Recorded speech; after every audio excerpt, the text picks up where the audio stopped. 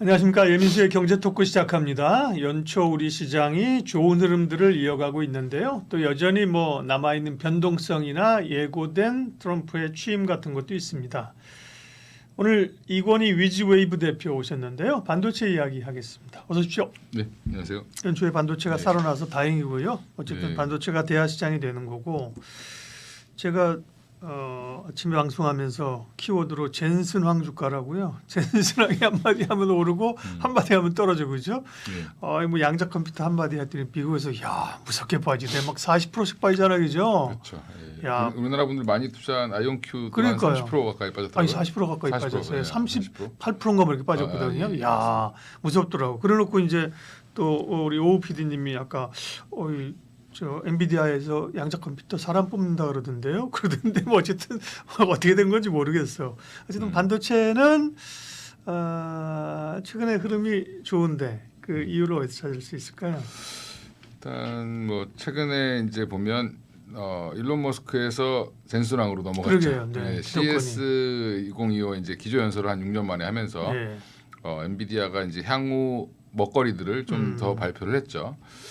그 저는 오히려 그 발표 보면서 엔비디아가 이제 다음을 벌써 준비하고 있구나. 그렇죠. 네. 네, 일단 지금 현재 잘 팔리고 있는 제품들은 한 올해나 내년 정도면 포화 상태가 될 가능성이 높고요. 그렇죠. 그리고 경쟁자들도 좀 치고 올라오고 있는 상황이고 기업들이 지금 브로드컴 쪽에다 러브콜을 보내는 이유도 어떻게 보면은 이제 독점 구조를 좀 깨야 되는 상황이거든요. 그러면 결국엔 경쟁을 할 수 있는 설계만 해주는 브로드컴한테 맡기려고 하는 그런 형태로 보이고. 젠슨랑도 이제 칩 팔아서 지금은 잘 벌고 있지만 이걸로 그렇죠. 끝까지 가기 어렵다. 그러니까 플랫폼을 가고 로봇 얘기도 하고 인공지능 다른 것도 그냥 얘기하는 그렇죠. 거잖아요, 그죠? 요즘에 MB링크 적용해서 아예 그냥 타워를 통째로 팔죠. 네. 그래서 이제 뭐 칩을 하나씩 파는 게 아니라 아예 그냥 데이터 센터를 파는 형태로 지금 팔고 있는데 그거의 1인자가 사실은 또 브로드컴이라 앞으로 이제 또 재밌는 공방이 좀 이어질 것 같고요. 그러니까 일부 전문가들 말씀 들어보면 뭐 사실은 브로드컴이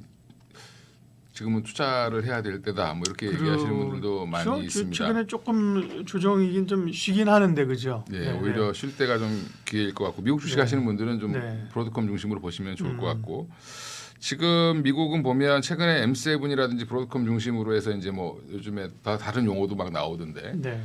배트맨 뭐 이런 용어도 나오던데 중심으로 상승세가 좀 나오고 있죠. 다시 한번 물론 조정을 받고 있는데 전반적으로 미국 시장은 저는 단기간에 좀 박스권 흐름을 좀 만들 가능성은 있다. 한두 달 정도 더 그 정체를 보일 텐데 또 트럼프 취임하고 나면 사실은 저는 미국 시장은 좀 한번 출렁일 수 있다라고 보고 있거든요. 출렁인다는 게 변동성이 있지만 위로 간다는 거예요. 아래로 좀 빠질 아래로 수 있다. 좀 빠져 아래로 빠지는 가격 조정이 한번 나올 수 있다. 이제 원래 바이든 정부 때도 그랬지만 정책이 나오기 전에 항상 확 올랐다가 그렇죠. 예.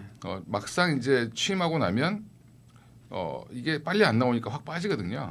그러다가 이제 정책이 나올 때마다 반등이 나오는 그런 형태가 나올 텐데 반도체 쪽은 지금 최근에 분위기가 굉장히 좋습니다. 좋은데 그게 이제 이제 스토리를 잘 이어가셔야 되는데 뉴스를 자꾸 너무 단편적으로 보시면 이게 하루하루 소모가 되고 없어져 버리죠. 대표적인 게 그 지난번에 젠슨랑이 자기네 그 노트북 칩에 삼성전자, 하이닉스는 안 들어갔다고 그러니까 그날 와기장창 뭔 소린가에 빠졌잖아요. DDR7 그러니까요. 그렇게 반응할 게 아닌데 일단은 거죠. 그렇죠. 네. 근데 거기 젠슨랑 씨가 실무자가 아니라 잘 몰라서 그렇지 다 들어갑니다. 그렇다면서요. 그러니까 그게 이제 반영된 거잖아요. 그렇죠? 그러니까 이게 최근에 그 뉴스를 좀 따라 올라가 보면 마이크로소프트가 대규모 데이터 센터를 투자한다. 데이터 센터에 대규모 돈을 투자한다. 물론 이게 구체적으로 뭐에 얼마를 투자하고 뭐에 얼마를 투자한다 이런 얘기는 없습니다만 그 내용을 보면 사실은 규모는 어마어마한데 절반 이상은 아마 칩을 사는 데 쓸 거고요. 또 나머지 절반은 아마 전력이라든지 이런 것들을 구축하는 데 쓸 가능성이 높다라고 보고 있고요.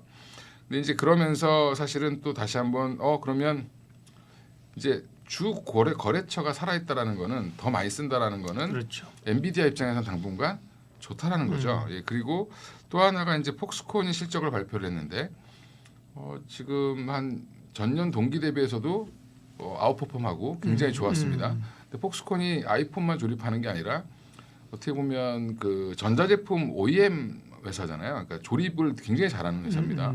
그래서 폭스콘이 뭐까지 조립하고 있냐면 지금 엔비디아의 그 데이터 센터에 들어가는 거를 조립하고 있습니다. 그러니까 렉이랑 이런 것들 엮어가지고 아예 타워를 쌓아서 만들어지는 역할을 하고 있는데 그 뉴스가 나오자마자 엔비디아가 폭등을 했었습니다. 그러니까 물론 이제 그게 CES 기조 연설 부분도 있었지만 오히려 기조 연설하고 나서 조정이 나왔고요.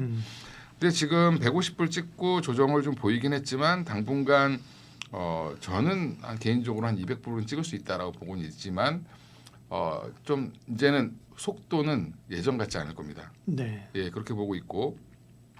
근데 지금 우리나라보다는 보다는 브로드컴이 오히려 조금 더 오히려 지금은 미국 주식에서는 매력 있는, 좀 더 매력이 있을 것 같고요. 또 하나가 이제 그러면서 이제 최근에 얘기되는 게 브로드컴 얘기를 했던 이유가 ASIC 반도체, 아식 반도체 뭐 네. ASIC라고 하죠. 이제 주문형 반도체가 뜨고 있는데 그럼 결국에는 이제 우리가 엔비디아의 범용 반도체라고 보면 되죠. AI의 범용 반도체죠. 한마디로 정형화되어 있는 AI 칩을 가져다가 너희들이 알아서 써. 이런 형태라고 보면 ASIC 반도체 같은 경우는 내가 이렇게 이런 걸 하려고 구현하려고 하는데 그거에 맞춰서 설계를 해줘.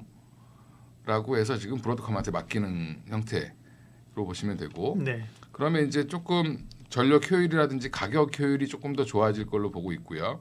그러면 이게 근데 문제는 우리는 그게 중요하지 않죠. 사실은 우리가 브로드컴처럼 뭐 설계를 할 수 있는 것도 아니고 엔비디아처럼 GPU로 설계할 수 있는 것도 아니고 결국에는 HBM밖에 없는데 그래도 HBM이라도 있는 게 다행이죠. 그렇죠. 전 세계에서 HBM 만들 수 있는 나라는 미국과 한국밖에 없습니다. 근데 이제 HBM이 이 중형 반도체, ASIC 반도체에도 들어가니까 이게 HBM4를 요구를 했었죠. 그러니까 브로드컴에서 4 정도가 이제 필요하다. 그리고 또 하나가 최근에 테슬라도 자기들 이제 도조 컴퓨터에 들어가는 칩을 또 개발해야 되는데 그러니까 HBM4 샘플을 좀 보내줘봐.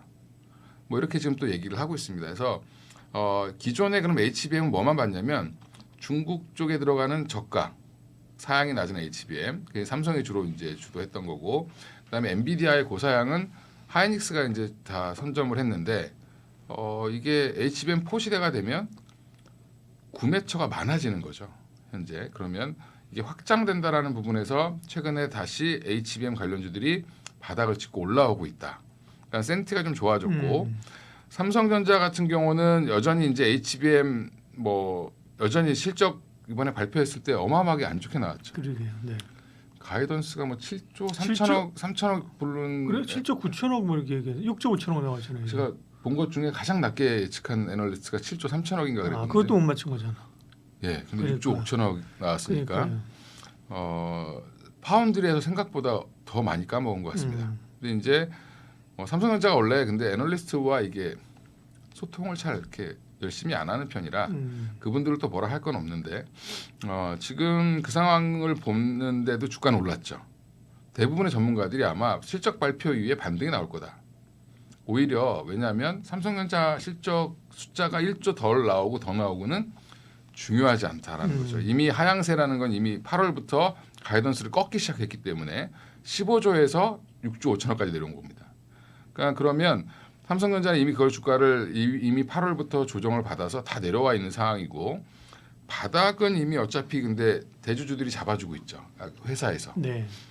대주주들 이제 반대 매매 나갈까봐 그렇죠. 열심히 잡아주고 있죠. 네. 하루에 100만 주 가까이씩 사더라고요. 그러면 자사주랑 대주주가 잡아주고. 예, 그러면 이게 사실은 바닥은 정해져 있는 종목이고 위로는 튈 가능성이 높은 상황이 된 거라고 보시면 되고 아직도 7탄이 많이 남았습니다. 10조 산다고 했기 때문에 네. 이제 한 제가 계산해 보니까 1조 5천억 정도 산 것 같아요. 그러면 아직 1조 5천억이 더 남아 있고 거기에 또 이사회 의결하면 일단 3조 산다 그랬죠. 10조 중에서 그죠? 3조 먼저 산다고 했죠. 3조의 한 절반 정도 쓴 것 네, 같습니다. 네. 근데 그러면 또 이제 그거 다 쓰고 나도 음. 더 쓸 돈이 있죠. 7조가 남아 있습니다. 그러니까 여전히 바닥은 잡혀 있는 주식이라고 보고 대응을 하시면 되고 저는 그래서 12월 말부터 마지막 주부터 삼성전자 좀 사보셔도 괜찮다라고 말씀을 좀 드리게 다녔는데 근데 이제 그러면 좋아져야 되는데 뭐가 있냐 희망이 있냐가 중요한 거잖아요. 삼성전자는. 근데 저는 HBM4의 희망을 좀 걸어봐도 괜찮다. 어차피 레거시는 뭐 중국의 부양책이라든지 뭐 이런 IT 수요의 증가 이런 것들이 좀 따라줘야 올라가는 거니까 그건 어차피 2분기가 됐든 3분기가 됐든 바닥을 찍고 올라올 거로 대부분 지금 예측을 하고 있고 그럼 범용은 어차피 뭐 시장이 가격이 좀 꺾이면서 재고량도 줄면서 올라올 거라고 지금 다들 보고 있으니까 그쪽은 좀 그냥 흐름에 맡기면 되고 중요한 건 삼성전자가 치고 나갈 수 있는 뭔가가 나와야 되는데 3E는 이미 제가 볼 때 물 건너갔습니다. 젠슨왕이 이렇게 뭐 조만간에 될 거야 테스트하고 있어 얘기하면서 뭐라고 했냐면 근데 설계는 좀 변경해야 될 것 같더라. 네. 그 얘기는 3E는 이제 끝났다는 얘기죠. 니네 거 못 쓰겠어. 이거 해보니까 안 돼. 그러면 그 다음 4를 준비하고 있을 겁니다. 그래서 최근에 이제 내부 사정을 보면 파운드리로 넘어갔던 직원들이 일부 HBM 부서로 넘어오면서 지금 베이직 다이부터 시작해서 이제 4는 아예 구조가 좀 달라지거든요. 다이 하나가 더 들어갑니다 밑에. 그러니까 인터포저 같은 역할을 하는 베이직 다이가 들어가는데 그거 자체가 약간 파운드리적인 능력이 있어야 되기 때문에 삼성전자 입장으로서는 어떻게 보면 SK 하이닉스보다는 조금 더 유리한 입장이죠. 뭐가 유리해요? HBM4를 만들 때 SK 하이닉스는 그걸 못 만들기 때문에 TSMC가 만들어줍니다. 그 로직 다이를. 네. 그래서 그렇죠. 하이닉스는 지난번에 TSMC랑 협력한다고 얘기했잖아요. 네, 그게 이제 HBM4 때문에 협력한다고 얘기를 한 겁니다. 그래서 우리는 그 윗단계만 만들어주고 베이직 다이를 갖다 붙여서 쓰는 형태로 이제 갈 텐데 물론 SK 하이닉스도 나름 준비를 빨리 하고 있기 때문에 지금 이제 엔비디아랑 거래를 열심히 하고 있다라는 장점이 있지만 삼성전자 입장에서는 내가 다 만들고 있으니까 단가를 더 낮출 수 있는 그런 또 장점이 있을 수 있습니다. 그러니까 그게 만약에 가시화된다라고 하면 생각보다 좋을 수 있죠. 그리고 엔비디아뿐만 아니라 다른 이제 뭐 브로드컴이 됐든 아니면 뭐 테슬라가 됐든 다른 빅테크들이 요구하는 ASIC 반도체에 들어가는 HBM4는 또 삼성전자가 또 장악을 할 수도 있는 거기 때문에 그 상황을 좀 지켜보셔야 될 것 같고요. 그래서 삼성전자는 이제 뭐 더 나빠질 일은 없지 않겠냐라는 게 시장의 뷰고 그다음에 또 하나가 이제 SK 하이닉스는 그러면 앞으로 어떻게 될 거냐?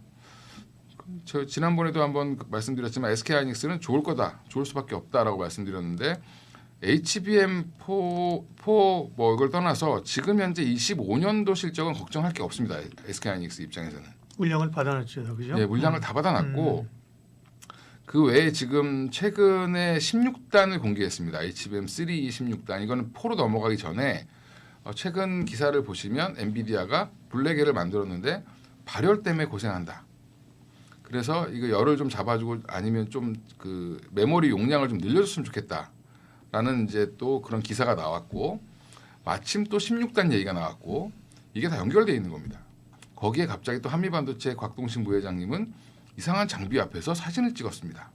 기사 보면 새로운 신본딩 장비를 만들었다라고 하면서 그 큰 장비 앞에서 그분도 등치가 좀 있으신데 굉장히 뒤에 큰 장비 앞에서 이렇게 사진을 찍으셨는데 제가 한미반도체도 제가 또 팔로우를 굉장히 많이 하고 있는 사람이잖아요. 약간 이건 세계가 연결됐구나. 저 장비는 그 디자인은 자세히 안 나왔는데 정말 16단을 쓰는 장비다. 그리고 SK 하이닉스는 16단을 준비를 하고 있었고 그다음에 엔비디아는 마침 또 메모리 용량을 늘려달라고 하고 있었고 그래서 결국에는 12단도 부족해서 16단까지 지금 들어가는 상황이 나왔다. 그럼 SK 하이닉스 입장에서는 16단을 지금 만들 수 있는 회사는 SK 하이닉스밖에 없죠. 그럼 당분간 그러면 더 좋아질 수밖에 없다라고 보시면 되고 그럼 4로 넘어가는 건 어차피 올해 말이나 올해 하반기나 뭐 내년 정도가 될 텐데 그럼 지금 준비를 열심히 다들 하고 있는 거죠. 그래서 지금 테스트 샘플 만들고 있는 중이다. 그럼 4는 20단이거든요. 그러면 20단을 잘 쌓아서 거의 다 베이직 다이까지 붙여야 되는 그런 형태로 만들고 있는 중이고 그러면 하이닉스는 저는 하이닉스 관련된 종목들 지금 최근에 한미반도체도 많이 올라오고 있지만 뭐 테크윙이라든지 PSK 홀딩스라든지 이런 장비 회사들이 지금 반응을 보이고 있습니다. 그 얘기는 HBM 시장이 굉장히 안 좋을 거라고 생각을 했던 뷰들이 많았죠. 작년에는 하반기에는 특히 이제 뭐 특정 증권사 애널리스트는 뭐 HBM이 공급 과잉이다 이렇게 얘기하셨는데 삼성전자가 공급을 한다는 전제하였죠. 근데 뭐 공급을 못했기 때문에 오히려 쇼티지가 나고 있는 상황이고 부족한 상황이죠. 그래서 병목 현상이 걸려 있는 게 지금 HBM인데 이거가 지금 더 확대될 거라는 기대, 그다음에 투자를 더 가속화할 거라는 기대 이게 붙으면서 사실은 최근에 한미 반도체가 7만 원대 바닥을 찍고 거의 지금 10만 원대 중반까지 11만 원대까지 올라오는 이제 기염을 토하면서 올라오고 있는 중인데 여전히 지금 그러면 한미 반도체 바닥에서 너무 많이 올랐는데 이거 어떻게 해야 되냐 이렇게 물어보시는 분들이 되게 많거든요. 그러면 저는 지금도 조정받으면 사야 된다. 아니 그 조정을 내가 어떻게 알겠냐? 그러면 무조건 사놓고 기다려야 된다. 한미 반도체 추억이 생각났네요. 지난번에 예. 오를 때 그런 분위기였잖아요, 그죠? 그죠? 네, 예. 네, 예. 근데 지금 이제 또 비하인드를 말씀드리면 뭐 한미 반도체 저는 어디서 들은 얘기는 없고 네. 상황을 좀 객관적으로 보면 한화 정밀 기계가 장비를 만든다고 해서 빠졌고요. 더 빠졌죠. 뭐 빠질 때. 그리고 ASMPT라는 이제 싱가포르 회사가 또 일부 장비를 납품한다 SK하이닉스에 이러면서 빠졌습니다. 그러니까 경쟁사가 두 개나 생긴 건데 그래서 너무 극단적으로 사람들이 한화 인도로 몰렸죠. 근데 하나 인도 갖고 뭐 플레이를 좀 한 거죠. 여기까지, 그죠? 근데 네. 아직도 납품했다는 소식이 없죠. 네. 이미 3 시대는 끝나가고 있는데 음. 그러면 이제 물 건너 갔다라고 보시는 게 맞고요. 하나인더가 올라갈 수 있는 거는 아마 지금 2.5D 패키징 관련돼서 SK 하이닉스랑 같이 이제 이건 포인데 포에 들어가는 장비를 같이 공동 개발하고 있습니다. 그러니까 뭐 루머로 뭐 삼성전자에 들어간다 이런 얘기를 하는 분들이 있는데 그건 바보가 얘기하는 거죠. 아니 SK 하이닉스가 돈 내서 같이 개발하고 있는데 같이 공동 개발이라는 건 서로 이제 자금 같이 쓰는 거잖아요. 근데 삼성전자에 납품할 수는 없겠죠. 개발이 된다 하더라도 아마 SK 하이닉스만 가져다 쓸 텐데 그런 부분들은 좀 체크하시면 될 것 같고요. 아직은 한미가 독주하고 있다. 한미가 또 어제 급등했던 이유는 그 부회장님이 또 그 싱가폴 마이크론 테크놀로지 싱가폴 신규 공장 가서 사진을 찍으셨어요. 기공식에 가서. 그 의미는 마이크론의 물량이 많이 들어가는구나. 근데 지난번에도 지금도 제가 들어가고 있잖아요. 예, 지난번에도 말씀드렸듯이 마이크론 물량이 굉장히 많을 거다. 많을 수밖에 없다라고 말씀드렸는데 그건 마이크론 실적 발표 때도 나왔던 얘기고 결국엔 그러면 한미 반도체는 마이크론 쪽으로 들어가는 물량들은 또 돈을 또 더 받습니다. 이게 공정이 조금 더 까다롭기 때문에 이게 삼성이랑 같은 공정이어서 같은 본딩 장비가 아니다라고 보면 SK 하이닉스에 파는 것보다 더 비싸게 팝니다. 마진율도 좋을 거고. 그래서 지금 그런 부분들이 반영되면서 이제 시장에서는 조금 분위기가 좀 돌아서는데 물론 근본은 하이닉스가 돌기 때문에 같이 돈다라고 보시는 게 네. 맞겠죠. 정리 좀 해볼게요. 지금 네. 말씀하신 걸로 해서 국내 반도체 기업들 그러면 관심 종목은 네. 지금은 SK 하이닉스, 한미 반도체 음. 이게 가장 대표적인 종목이고 그 외에 네. 이제 검사 장비단에서는 테크윙을 보셔야 될 것 같고 그 외에 지금 PSK 홀딩스도 탄력은 좋은데 이쪽은 약간 매매 형태로 좀 해보시면 좋을 것 같고요. 네. 좀 중장기로 내가 나는 귀찮다 잘 모르겠다. 그러면 삼성전자는 지금 사놓으시면 적어도 한 7만 5천 원, 8만 원은 연말에 가지 않겠나. 네. 물론 이제 중간에 이제 뭐 이게 HBM이 빠그라진다든지 문제가 생기면 끊고 나오셔야 되겠지만 지금 자리는 사도 나쁘진 않을 것 같다. 네. 기판 얘기도 조금만 하죠. 이제 기판 얘기가 또 계속 쉬었다가 또 나왔다 그래요, 그죠? 유리기판. 예, 유리기판 얘기하는 네. 거죠. 글렉시 네. 기판 대표적으로 뭐 SKC가 급등했는데 음. 기판 쪽은 어떻게 봐야 됩니까? 올해 가장 핫한 섹터가 되지 않겠나라고 해서 작년 말부터 말씀을 드렸고 다녔는데 이게 참 그런 게 뭐냐면 이런 쪽은 돈은 아직 못 버는데 개화는 되게 보이는 상황이잖아요. 지금 그래서 이번에 CES에 아예 그냥 SKC가 부스를 만들고 거기에 이제 유리기판 모형을 갖다 놓고서 이제 홍보를 했는데 젠슨왕이랑 미팅을 하고 온 최태원 회장이 대놓고 그냥 이거 팔고 왔다. 오늘 이거 팔고 왔다라는 식으로 얘기를 했죠. 그 얘기는 뭐 누가 뭐라 그래도 그냥 엔비디아가 앞으로 SK 앱솔릭스의 유리기판을 쓸 거다라는 얘기로 들릴 수밖에 없잖아요. 투자자들은. 그래서 오늘 SKC가 거의 불을 뿜듯이 한 20% 가까이 올랐는데 저는 상용화가 이제 SKC에서 내놓은 입장은 내년 올해 하반기에 나올 거다. 지금 뭐 시험 작년 연말부터 시험 가동을 하고 있습니다. 양산 수율이 얼마큼 나오는지 모르겠지만 양산을 시험 가동을 하고 있는 중이고 지금 근데 양산을 하려면 이미 제가 알기로는 양산할 물량들 지금 1공장이 굉장히 작은 공장입니다. 테스트베드라고 보시면 되는데 그 공장에서 생산되는 거는 이미 다 팔렸다. 양산될 것들은. 왜냐하면 다 갖다 써봐야죠. 이렇게도 해보고 저렇게도 그렇죠, 해보고 해야 그렇죠. 되니까. 근데 지금 이 공장 착공한다는 얘기가 나오면 지금 준비는 하고 있는데 아직 공식적으로 선언은 안 했습니다.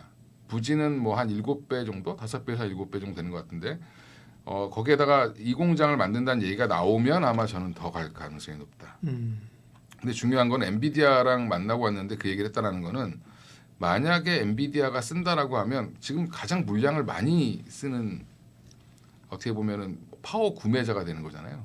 그러니까 그리고 기술력도 인정받았다는 네. 거기 때문에 그 엔비디아가 쓰면 결국에 TSMC가 그걸 갖다가 조립할 때 쓰는 건데 결국에 지금 그래서 이거는 뭐 실체가 없지 않냐 이렇게 얘기하시는 분도 있고 여기에 들어가는 장비가 뭐 사실은 뭐 독일 뭐 일본 거라든지 TGV가 별거 아니다부터 시작해서 여러 얘기 이제 설왕설래가 있습니다. 지금 있는데 아직까지는 그리고 보면 급할 건 없는 것 같아요. 급할 건 그죠? 없습니다만 네, 오래 자라면 그러니까, 예. 템베어가 될 수도 있는 쪽이 이쪽일 수도 있다. 그러니까 예전에 한미반도체 2만 원일 때랑 별 다를 수도 그러니까 만약에 피롭틱스 같은 시장이 회사가 기화되고, 네, 피롭틱스 같은 회사가 TGV를 독점하게 된다라고 하면 뭐 그럴 수 있겠지만 TGV를 독점하기는 어려울 겁니다. 아마 경쟁사들이 많이 있으니까. 그래도 지금 자리에서는 뭐 저는 오늘 좀 많이 오르긴 했습니다. 그 최태원 회장의 발언 때문에 SKC라든지 피롭틱스라든지 소재 Y시캠 네, 이런 종목들이 많이 올랐는데 여전히 이 세 종목은 올해 상반기에는 계속 보셔야 될 것 같습니다. 네. 바이오 전략 점검하겠습니다. 바이오도 다행입니다. 반도체처럼 그죠? 네. 좀 기본적으로 좀 이렇게 무너지면 시장이 함께 무너지는 심리나 비중의 섹터가 있잖아요. 네. 반도체나 바이오인데 바이오도 작년 하반기에 굉장히 좋다가 이제 큰 변동성 있었고 조금 살아나는 모양새에 있어서요. 일단은 뭐 1월에 역시나 실망시키지 않는 건 JP 모건 헬스케어에 대한 그런 기대감이죠. 이제 JP모건 헬스케어가 옛날처럼 약발은 좀 크진 않은 것 같은데 네. 그래도 가장 큰 행사이긴 합니다. 한 550여 개 기업이 참여를 하고 네. 거기 관련된 사람들이 한 8,000명 이상 오니까 사실은 굉장히 큰 행사고 거기 또 메인 이제 발표에 또 삼성바이오로직스라든지 셀트리온이라든지 우리나라 국내 기업들이 참여를 하기 때문에 최근에 이제 마지막으로 초청을 받은 데가 알테오젠이 또 초청을 받았습니다. 받았는데 뭐 가서 기술을 뭐 발표하는 회사도 있고 그다음에 가서 이제 어떻게 보면 내가 이런 기술이 있는데 나 좀 봐줘 하고 이제 막 가는 회사들도 있고 부스 차려놓고 이제 쪼그리고 앉아 있는 회사들도 있고 그러니까 참여 기업들이 이게 목록이 정확하게 안 나와 있습니다. 근데 상장 비상장 대충 합쳐 보니까 한 20개에서 25개 업체 정도는 나가는 걸로 보이고요. 지금 그래서 JP모건 헬스케어가 1월 13일부터 열리기 때문에 트럼프 취임 직전이죠. 그래서 이번에는 트럼프 취임 이후에 헬스케어 정책이 어떻게 될 거냐 이런 토론도 한다고 하고 얘기를 하고 있고 근데 주요 트렌드 우리는 이제 그건 중요하다고 생각하지는 않는데 왜냐하면 지금 사실은 삼성바이오로직스나 이런 그 CDMO, CMO 관련된 회사들이 조금 뭐 중국을 견제하면 오시바이오로직스를 견제하면 생물보안법을 체결하면 우리가 혜택을 받을 거다 이러고 주가가 많이 올라갔는데 사실은 상원에서 통과를 안 시켜버렸습니다. 그리고 오늘 기사를 보니까 미국의 큰 기업이 우시랑 또 약을 공동 개발한다고 또 발표를 했습니다. 그러니까 여전히 그 이면에는 우시바이오로직스에 미국 기업들이 투자를 많이 했습니다. 그래서 우시를 제재하면 미국의 기업들이 타격을 받는다라는 게 상원의 입장이고 그래서 제가 볼 때는 미룬 걸로 보고 있는데 물론 이제 그래도 삼성바이오로직스 100만 원 넘어가 있죠. 지금 현재. 그러니까 본인들의 역량으로 올라가야 된다. 이게 가장 핵심이고요. 반사 수익을 너무 노리시면 안 될 것 같고 그쪽은. 근데 JP모건 헬스케어 참여하는 기업들 중심으로 지금 관심이 많을 텐데 작은 회사들은 반응을 합니다. 근데 큰 회사들은 생각보다 반응이 없고요. 오히려 오늘은 뭐 클래시스 같은 회사들이 많이 올랐는데 그 이유가 여기도 지금 발표합니다. 거기 가서. 휴젤도 발표를 하고요. 미용 관련된 회사들도 자기 이제 기기라든지 또 그 이런 의약품 관련돼서 미용 관련돼서 또 발표를 하는데 이런 회사들도 주목을 받고 있는 중이고 지금 그러면 이번은 JP모건 헬스케어의 키워드를 아는 게 가장 중요하다고 저는 보고 있는데 키워드는 뭐냐면 사실은 플랫폼 기업들이 일단 주목을 받겠죠. 비만 플랫폼이 됐든 아니면 그 이중항체 플랫폼이 됐든 근데 중요한 거는 그 안에 더 큰 키워드는 ADC라는 게 있고요. 비만, ADC 이 두 개가 가장 핵심 키워드입니다. 그럼 지금 우리나라 ADC 관련된 회사는 ABL인가요? 딱 두 개밖에 없죠. 리가켄바이오, 그다음에 ABL 바이오. 예. 이중항체도 마찬가지로 뭐 ABL 바이오. 이중항체 ADC를 개발한다고 하는데도 ABL 바이오. 오늘 ABL 바이오가 좋은 흐름을 보이긴 했는데 사실은 그 다음에 또 하나가 이제 큰 키워드가 AI입니다. AI로 신약을 어떻게 후보 물질을 빨리 찾느냐, 아니면 어떻게 진단을 빨리 하느냐 이것도 이제 돼 있는데 그래서 비만, ADC 그 다음에 AI 요 딱 세 가지라고 보시면 되고요. 그래서 저는 이번 헬스케어가 끝나고 나면 리가켄바이오라든지 ABL 바이오가 생각보다 주목을 많이 받거나 뭔가 계약이 나올 가능성이 높고 그다음에 알테오젠은 어차피 지금 계속 지금 진행 중인 것들이 많기 때문에 뭔가가 언제 터져도 이상하지 않은 상황이 될 거라고 보고 있고요. 최근에 근데 진짜 우리나라 분위기가 좀 안 좋았는데 유한양행이 다시 분위기를 끌어올렸는데 그러게요. 예. 유한양이 끌어올린 이유가 사실은 유한양이 뭐 하늘 끝도 없이 오를 것처럼 하다가 엄청 많이 빠졌습니다. 그러니까 고점 대비해서 조정을 많이 받았는데 그 이유가 뭐였냐면 리브리반트와 렉나자가 같이 해서 폐암을 치료하는데 경쟁약이 타그리소랑 다른 화학물질이랑 쓰는 병용요법이랑 이걸 이길 수 있겠어? 기존 약을? 뭐 효과도 비슷한데 타그리소를 쓰지 뭐 굳이 이걸 왜 신약을 더 비싸게 주고 써? 이렇게 지금 다들 이제 의구심을 가졌던 거고 많은 애널리스트들이 부정적으로 얘기를 했습니다. 근데 최근에 연구 결과가 발표됐는데 임상 결과죠. 발표가 됐는데 효능이 더 좋다라는 게 나왔고 그래서 그 보면 의사들이 쓸 때 우리나라 보면 이제 의료보험에서 무슨 약 1차 치료제, 2차 치료제 이렇게 지정해 주잖아요. 예, 그것처럼 리스트가 있겠죠. 예, 근데 미국도 그런 목록이 있는데 거기에 똑같이 올라와 있습니다. 지금 이제 렉나자랑 그 타그리스와 경쟁약과 렉나자와 리브리반트의 이거를 동등한 효과 이상이 있다라고 해서 지금 같은 라인에 줬거든요. 그러니까 둘 중에 아무거나 써도 돼. 그러면 유한양의 입장에서는 렉나자의 로열티가 줄어들 거를 걱정했는데 침투율이 빨리 안 높아지면 근데 생각보다 이러면 빨라질 수 있다라는 거죠. 그래서 다시 지금 반등을 했다라고 생각하시면 되고 그러면 내년부터는 본격적으로 올해부터죠. 올해부터는 본격적으로 유한양행은 로열티 수입이 들어올 가능성이 높은 상황이고요. 그다음에 내년부터 로열티를 원하는 데는 이제 알테오젠이라고 보시면 될 것 같고 지금 ABL 바이오나 리가켄 바이오 같은 경우도 리가켄 바이오가 저는 되게 핵심적인 회사라고 보는데 가장 강한 흐름을 보이고 있습니다. 지금 현재 보면 알테오젠보다 오히려 리가켄 바이오의 그 반등이 더 빨랐고요. 그리고 지금 거의 빠진 부분들을 거의 다 회복을 했는데 최근에 그 이유가 이 ADC의 가장 핵심 기술을 갖고 있는 리가켄 바이오의 그 링커 기술 때문에 그런데 이 링커가 굉장히 중요하다라는 거를 다이치 산교가 얘기하고 있습니다. 그러니까 ADC 1위 기업이 일본 기업인데 그 회사가 이제 부작용을 없애기 위해서 만든 게 표적 항암제인 ADC 방식인데 ADC 항암제인데 표적을 했는데 부작용이 나오고 있습니다. 그 이유가 뭐냐면 독성 물질을 항체에다 붙이는 그 링커 역할을 해주는 게 중간에 자꾸 끊어지면서 독성 물질이 암세포에만 가서 공격을 해야 되는데 떨어져 버리면서 정상세포를 공격하는 그래서 물론 기존의 항암제보다는 부작용이 적지만 부작용이 좀 높아지는 형태가 나온 거고요. 그래서 저는 이번에 만약에 이제 뭐 국채 금리가 최근에 너무 많이 튀면서 4.7%까지 튀었잖아요. 그래서 그것 때문에 JP모건 헬스케어가 있는데도 불구하고 바이오가 생각보다 강하지 않습니다.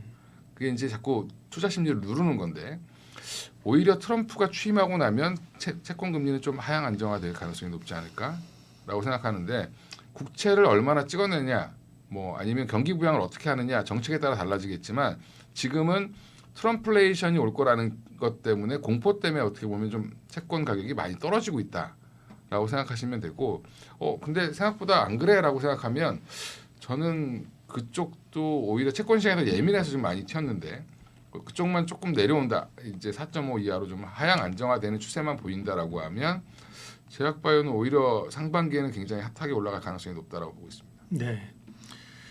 그러니까요. 뭐 관련된 게 분야가 많습니다. 기존에는 이제 뭐 바이오텍에서 비만 예. 거기다가 좀 쉬는 것 같다가 삼성바이오를 좀 움직이게 돼요. 예. 뭐 셀트리온도 그렇고 음. CDMO도 그렇고 말씀하신 전통 제약사 가운데 뭐 유한양행 예. 이런 데도 움직여주고 그죠. 좀 이제 사실은 재료가 좀 많아졌어요. 그죠. 네, 맞습니다. 좋은 거죠. 건강한 거죠. 예.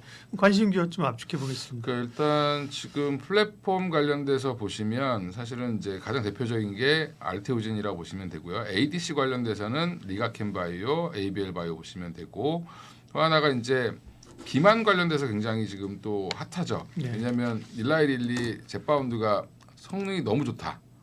이렇게 하면서 지금 또 우리나라에 상륙 예정인데 일라이릴리와 지금 기술 평가 계약을 체결하고 기술 평가를 같이 하고 있는 쪽이 펩트론이죠. 펩트론이죠. 네, 네. 펩트론도 이제 언제든지 좋은 소식 나오면 칠 준비를 할 거고요. 그다음에 유한양행과 같이 공동 연구를 하고 있는 또 여기 장기 지속용 플랫폼 갖고 있는 인벤티지랩도 좀 주목해 보셔야 되고, 네 그리고 또 하나가 이제 경구용 관련돼서 또 얘기가 좀 나오고 있는데 국내에 경구용으로 비만 치료제 만든다고 하는 회사도 굉장히 많습니다. 근데 시장에서 애널리스트나 이제 이쪽을 잘 아시는 분들은 주목하는 종목은 딱 하나밖에 없더라고요.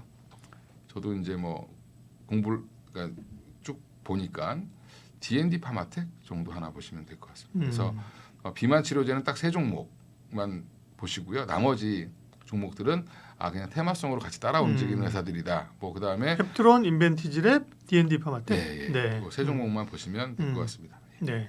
그리고 이제 뭐 CDMO, CMO 관련돼서는 여전히 뭐 삼성 바이오로직스가 가장 핫할 거고, 뭐 ST팜이라든지 그 외에 이제 셀트리온도 이제 CDMO, CMO 관련돼서 한다라고 그랬고, 네. 이번에 이제 JP모건 헬스케어에서 셀트리온과 삼성 바이오로직스 둘 다 공이 뭘 얘기하고 있냐면 ADC를 얘기하고 있습니다. 내가 ADC, 셀트리온 ADC 관련된 걸 개발한다라고 얘기를 하고 있고요. 삼성 바이오로직스는 내가 ADC 관련된 거를 만들 공장을 준비했어. 그러니까 내가 나한테도 맡겨. 이렇게 지금 지금 CDMO 관련돼서 준비를 하고 있다. 그래서 아마 그것도 지금 발표할 예정입니다. 그래서 그게 네. 발표되고 나면 ADC 관련된 오히려 리가켄바이오가 더 부각될 가능성이 높지 않을까 생각하고 있습니다. 네. 아까 이제 키워드 말씀하신 것 가운데 AI가 들어 있었단 말이에요. 네. 그러면 결국은 이제 의료 AI도 포함이가 되지 않을. 루닉 같은 경우가 한동안 또 오르다가 좀 주춤하거든요. 네. 네. 이쪽도 뭔가 좀 뭐 꼭 루닉뿐만 아니라 그죠. 뭔가 좀 기대감들이 있죠, 그죠? 터질 가능성이. 네, 여전히 터질 가능성이 있고요. 루닛이 가장 대장이라고 보시면 되고, 그건 이제 미국 진출도 빨리 했고, 네. 또 하나가 예전에 이제 했던 약속들을 잘 지켰는데 최근에 85,000원 넘어갔다가 빠진 이유 중에 하나가 일부 이제 개인 주주들이 그죠. 예, 네, 주주들 네, 그러니까 그 회사 관계자들이 네. 주식을 좀 팔면서 한 공시 안 될 정도 물량만 이제 약간 팔았죠. 블록딜로. 근데 이제 사간 쪽이 외국인입니다. 그러면 사실은 좋게 보여주는 게 맞고요. 그거는 하나의 해프닝으로 보시고 기분 나쁘다 이거지. 그 소액 주주들은 네, 주식 말이야 팔고 이런 건데 그죠. 예, 근데 그렇게 따지면 뭐 일론 머스크도 자기 주식 팔고 있고요. 예. 젠슨랑도 팔고 있고. 젠스랑도 팔고 있기 네. 때문에 뭐 그분들이 회사가 안 좋아질 거라고 생각하고 팔지는 않잖아요. 네. 본인들도 이제 챙겨야 되니까 그런 의미로 보시고 루닛도 그래서 저는 중장기로 좋게 보고 있고요. 또 하나가 이제 뭐 꾸준히 보고 있는 회사 중에 JLK, LK. 예, JLK도 좀 이렇게 보시면 되고 뷰노도 나쁘지 않습니다. 네. 딥브레인 관련돼서 굉장히 이제 뇌 관련된 촬영은 또 뇌랑 폐 쪽은 이쪽이 또 강하고요. 뇌졸중 관련돼서는 또 JLK가 강하고. 네. 그래서 미국 시장을 왜 미국을 진출해야 되냐면 우리나라 돈이 안 되는데 JLK 그 관련돼서 뇌졸중 관련된 거 촬영 한번 하는데 18,000원 떨어진다고 하더라고요. 우리나라에서는 네. JLK 떨어지는 게 미국은 한 100만 원이 넘게 떨어집니다. 한번 촬영하면. 근데 이게 뇌졸중이 걸리신 분들은 잘 아실 텐데 한번 그런 거를 경험해 보신 분들은 한번 그래서 쓰러져서 뇌졸중 진단 받고 치료하시는 분들은 주기적으로 찍어야 됩니다. 그러니까 3개월 단위 뭐 이렇게 해가지고 정기적으로 계속 검사를 받아야 되기 때문에 이게 생각보다 시장이 크다. 네, 그래서 지금 JLK도 좀 좋게 보고 있고요. 루닛, JLK, 뷰노 정도 세 회사 정도만 주목해 보시면 될 것 같습니다. 네.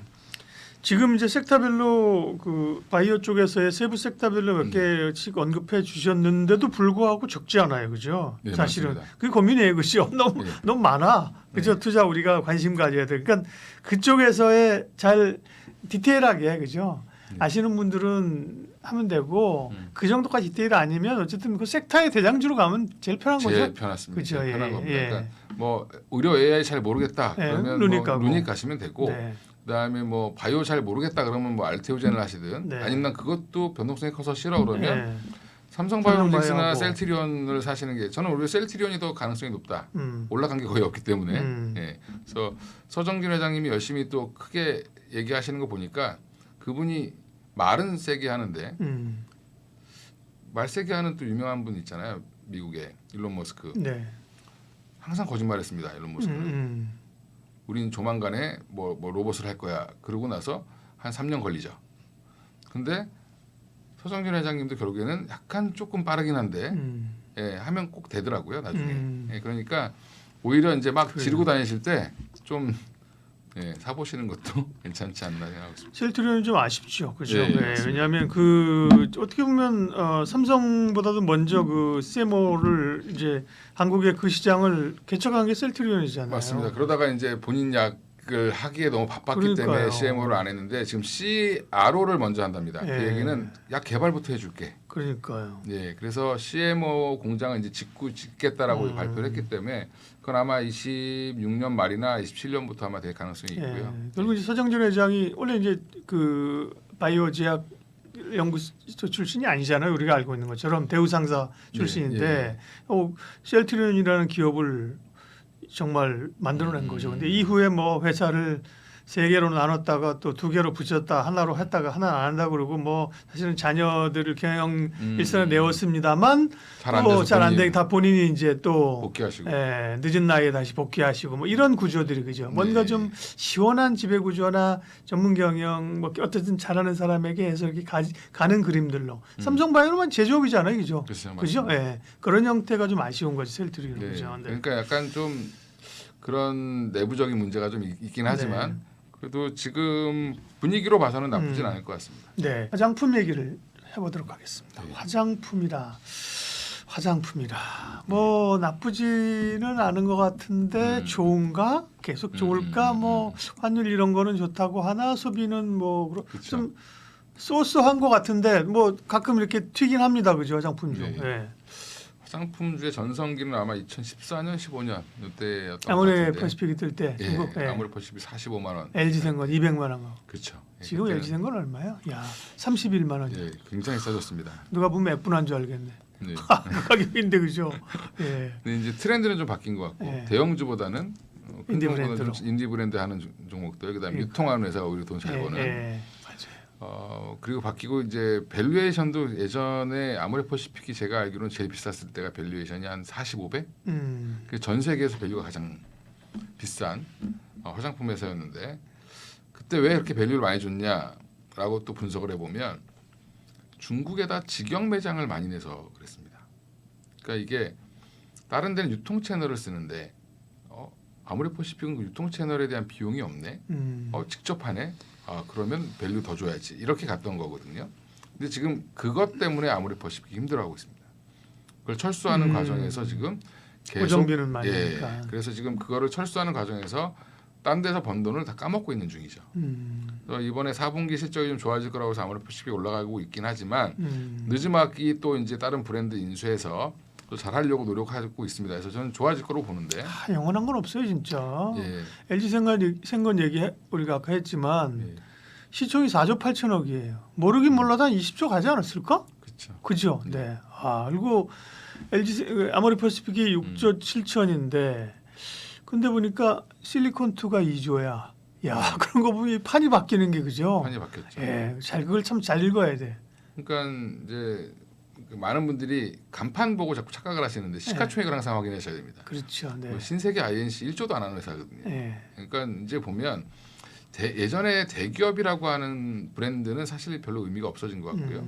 뭐 알테오젠은 뭐 20조 가까이 넘어섰으니까. 그렇죠. 예, 네. 그러니까 이게 지금 분위기는 진짜로 돈을 벌 수 있느냐, 돈을 잘 버느냐가 더 음. 중요한데 특히 이제 화장품은 우리가 열흘 단위로 확인을 할 수 있습니다. 아, 그 수출 데이터를요. 수출 데이터를. 네, 네. 그리고 작년에 이미 100억 불을 돌파했습니다. 그래서 음, 우리나라 주요 수출품 중에 하나가 됐다라는 음. 게 중요하고.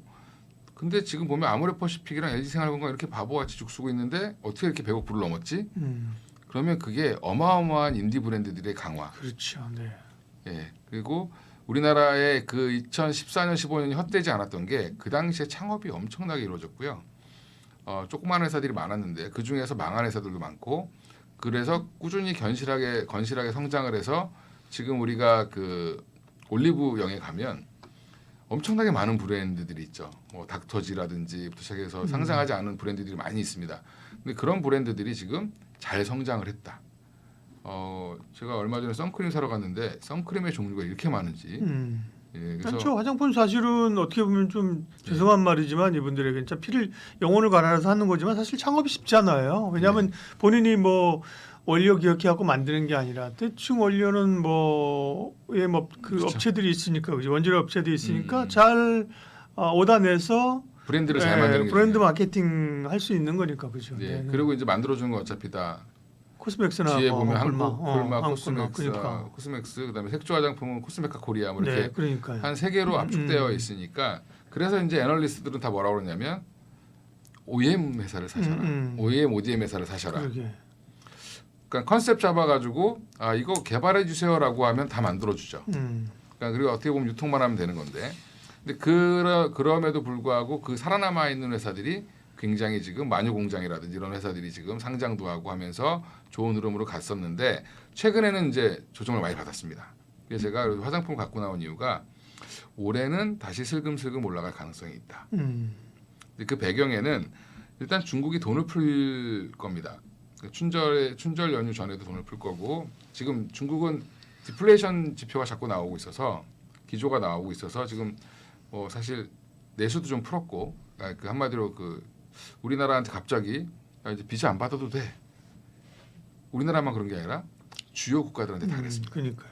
그러니까 지금 그래서 상해나 북경 가면 생각보다 사람들이 바글바글하고 사람들이 많다. 이제 분위기가 좀 바뀌고 있는 거죠. 그러니까 네. 소비를 활성화시키려는 게 많죠. 뭐 예, 그러니까 네. 내수를 부양시켜야 네. 되는데 결국엔 수출도 지금 거의 뭐 우리가 알리나 뭐 이런 알리익스프레스 이런 걸로 통해서 저가로 엄청 밀어냈던 부분들을 받았는데 사실은 그것도 한계가 있거든요. 제조업도 걔네는. 그러니까 결국에는 지금 소비를 진작시켜야 되는 부분 때문에 돈을 쓸 거고 그러면 중국이 뭐 좋은데 우리나라 중국에 지금 수출 안 하지 않아요? 이렇게 얘기하시는 분들이 있는데 많이 합니다. 하고 있고 또 하나 뭐냐면 코스맥스가 공장을 갖고 있습니다.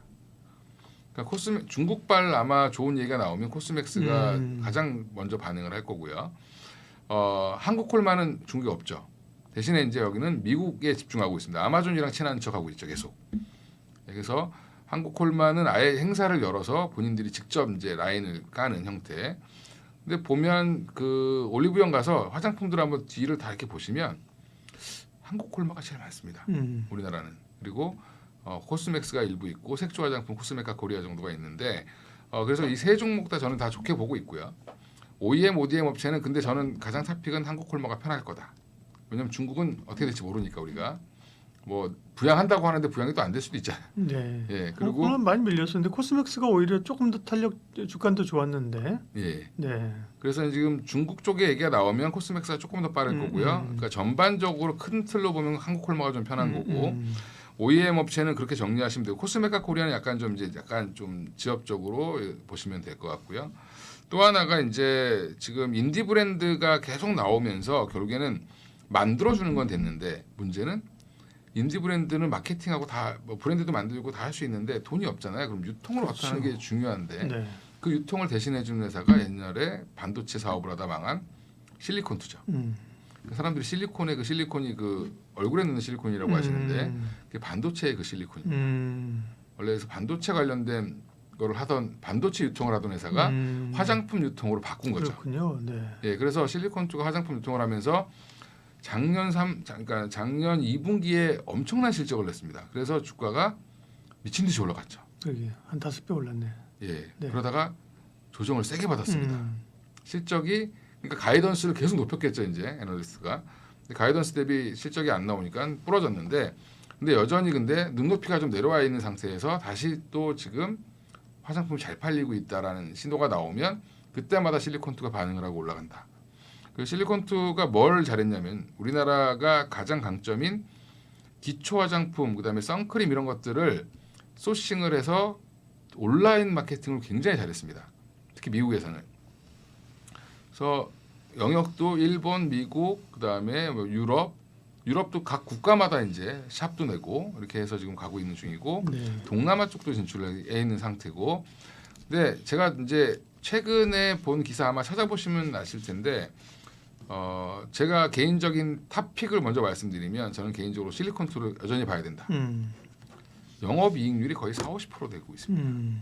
그러니까 만드는 것도 좋고 그다음에 뭐 너희들이 브랜드 만드는 것도 다 알겠는데 갖다 팔아주는 게 제일 중요하죠.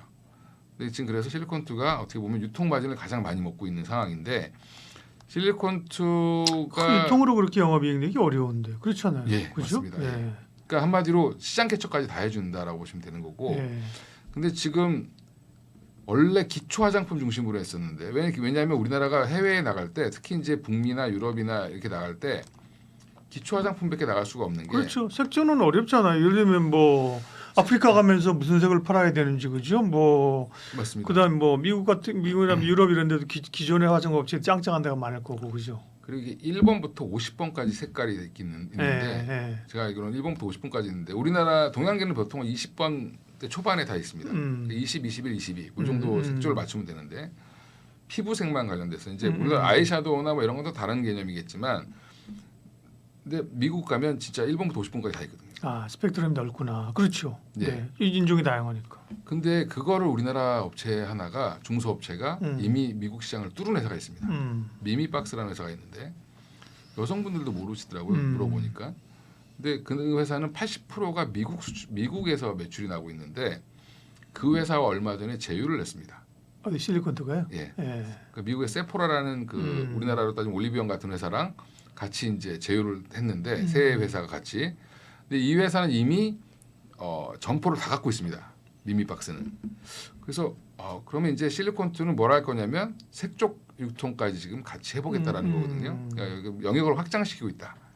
그래서 기초에서 색조, 그 다음에 온라인에서 오프라인까지 지금 확장을 시키려고 하고 있는 중이고요.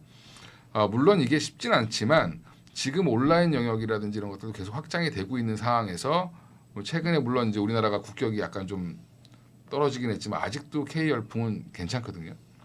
지금 제가 직업상 이제 명동 일대를 많이 다니는데 거기 메인 로드는 지금 부동산 업이세요? 명동에 땅 보러 다니세요? 그러니까 어떻게 하다 보면 방송국 사이 왔다 갔다 하다 보면 거기를 많이 가게 됩니다. 예, 그래서 취재차. 예. 근데 또 그러면 일부러 걸어가서 걸어 다니는 경우가 있는데 아마 남대문 시장에서 명동 안 충무로역 사이까지는 거의 화장품 샵은 다 외국인들이 장악하고 있습니다. 근데 그들이 들고 다니는 게 뭐냐면 캐리어를 들고 다닙니다. 보통 여자분들이 우리 그 해외여행 한 일주일 갈 때 쓰는 큰 캐리어를 그러게. 갖고 와서 거기다 화장품을 담는구나. 다 쓸어 담고 있어요. 동남아 분들 보면 캐리어 큰 거 다 가지고 다니대. 네, 근데 그게 저는 그래서 일본 사람들만 있나 보면 그것도 아니고 백인들은 좀 덜하긴 한데 약간 아시아계 쪽은 거의 쓸어 담아서 가져가고 있습니다. 그러니까 네. 예, 그래서 아직도 근데 그 사람들이 그거를 쓰려고 가져가는 게 아니라 팔아요? 거기 가서 리세일을 한다고. 그러니까 그만큼 여전히 이 예전에 우리가 보따리 상들이 사갖고 와서 따이공들이 사갖고 와서 대공들 나중에 뭐 컨테이너로 사갖고 가고 맞아, 네. 호텔 신라의 그 실적을 끌어올릴 정도였잖아요. 그 그렇지. 역할을 해주고 있다. 그러면 저는 지금도 이런 분위기는 생각보다 오래 갈 수 있겠다. 좋네요. 실리콘투 얘기하다 거의 실리콘투는 그러니까 화장품을 제조하고 판매하는 데가 그건 이제 유통에 특화된 회사군요. 그렇죠. 그렇죠? 유통에 특화된 회사입니다. 그러니까 실리콘투가 만약에 주가가 실적이 안 좋아진다. 그러면 다른 화장품 회사도 안 좋은 거네. 다 안 좋은 겁니다. 그러니까 예. 그 어떤 잣대네. 예. 좋은 얘기 해주셨네. 예, 그래서 제가 항상 뭐 그런 말씀을 많이 드리는데 실리콘투가 부러지면 나머지 종목들은 다 버려야 됩니다. 그러니까 지금 어차피 대신 팔아주는 회사잖아요. 올해 한 1,500억 정도 작년에 이익을 낼 거로 지금 아직 확정치는 안 나왔는데 1,500억 정도 예상을 네. 하고 있는 회사인데 지금 영업이익률이 52%, 그래요? 21%, 그러니까 21%, 21%. 그러니까 약간 말씀을 한 4~50% 했는데 네. 잘못 드렸고 그러니까요. 21%입니다. 그러니까 유통업체가 21%라도 높은 거죠. 그러니까 유통 마진 유통이란 게 어떤 이게 거죠? 한 2~3년 전만 해도 10% 미만이었습니다. 그러니까 그게 정상이죠 어떻게 보면. 예. 네. 근데 지금 어떻게 보면 약간 갑의 위치에 올라와 있다라고 생각하시면 되고 또 화장품 섹터가 지금 당분간 환율이 1,310원까지 떨어질 거야 예측하는 없죠. 없습니다. 거의, 네. 25년은 아마 제가 볼 때는 많이 내려가야 한 1,300원대 후반, 뭐 많이 못 내려가면 1,400원 초반 유지될 가능성이 높겠죠. 물론 이제 트럼프의 정책에 따라 달라질 것 같긴 한데 그렇게 되면 사실은 화장품 섹터에서는 좋을 수밖에 없다. 네. 이렇게 생각하고 있습니다. 실리콘2에 대해서 재발견입니다. 네. 예. 그리고 한정무원 얘기하기는 좀 섭섭해요. 지금 네. 한국콜마도 여전히 좋고요. 네. VT가 참 네. 이게 언제 꺾이려나 저는 참 그런데 안 꺾일 것 같습니다. 당분간은. 그러니까 왜 그러냐면 유일하게 지금 고점을 만들고 조금 쉬고 있는데 최근에 이제 다른 종목들 비해 굉장히 강했는데 이 마이크로 니들샷이라고 하는 이 상품이 쓰고 나면 헤어나올 수가 없다. 그러게 뭐 좀 잠잠한 것 같다가 또 가면 그죠? 예, 특히 네. 이제 일본 사람들이 거의 미친 듯이 쓰고 있습니다. 이거 다이소에서 팔기 시작했던 그렇죠. 화장품인데, 그러니까 가성비가 워낙 뛰어나기 때문에 차라리 비싼 거 사느니 니들샷을 많이 사서 그거를 듬뿍듬뿍 바르는 게 낫다. 뭐 이렇게 지금 가고 있기 때문에 따갑 때문에 듬뿍 바를 때나. 예, 따끔따끔 하더라도 네. 예. 그것만 나오는 건 아니고 그 니들샷 때문에 VT가 파는 다른 제품들도 같이 잘 팔리는 형태가 나오는 거죠. 그러니까 스타 상품이 있으니까 네. 이제 나머지 상품들까지 어떻게 보면 브랜드 이미지가 굉장히 좋아졌다. 그러니까 이게 강점인 것 같고요. 이쪽은 아마 일본에서 소비가 꺾이지 않는 이상 계속 갈 것 같습니다. VT는. 근데 여전히 근데 이게 제가 이거 VT를 추천 안 하는 이유는 주가가 좀 부담스러운 것도 있지만 브랜드 이미지라는 것도 한번 꺾이면 확 빠질 수도 있잖아요. 이게 유행을 타니까. 그렇죠. 네. 예, 그 유행이 언제까지 갈 거냐라는 걸 예측하기에는 조금 어렵다. 그럴 보면은 VT는 저는 오히려 한 4~5만 원, 한 5만 원 근처 가면 좀 정리를 하시는 게 갖고 계신 분들은, 없는 분들은 좀 조정시에 사서 좀 짧게 보셔야 될 것 같습니다. 그래서 오히려 길게 보실 거면 차라리 한국콜마를 사시는 게 낫고 그 다음에 이 화장품의 흐름을 알고 싶으신 분들 오히려 그러면 실리콘투를 네. 보셔야 됩니다. K-뷰티 얘기를 오늘 또 재밌게 아주 했습니다. 위즈웨이브 이건희 대표님과 함께했습니다. 고맙습니다. 예, 감사합니다.